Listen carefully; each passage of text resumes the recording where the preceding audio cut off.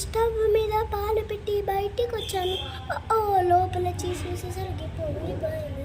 అత్త తీగి అడిగితే ఏం చెప్పాలి, అమ్మ పెరుగు అడిగితే ఏం చెప్పాలి, అమ్మ కాఫీ అడిగితే ఏం చెప్పాలి, నాన్న టీ అడిగితే ఏం చెప్పాలి, మా పాప పాలు అడిగితే ఏం చెప్పాలి. అయ్యో,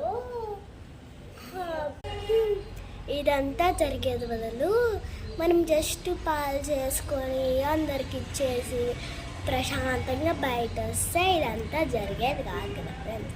అవును, మనం చాలా థింగ్స్ వేస్ట్ చేయడం వల్ల, రోడ్ పైన పడేయడం వల్ల ఎన్విరాన్మెంట్ చాలా డర్టీగా ఉంది. మీకు చూపిస్తాను ఫ్రెండ్స్. ఎక్కడ చూసిన చెత్తనే గాయస్ ఈ ఏరియాలో. అలానే మా ఛానల్ని లైక్ చేసుకోండి, సబ్స్క్రైబ్ చేయండి, షేర్ చేయండి. Bye bye, I love you.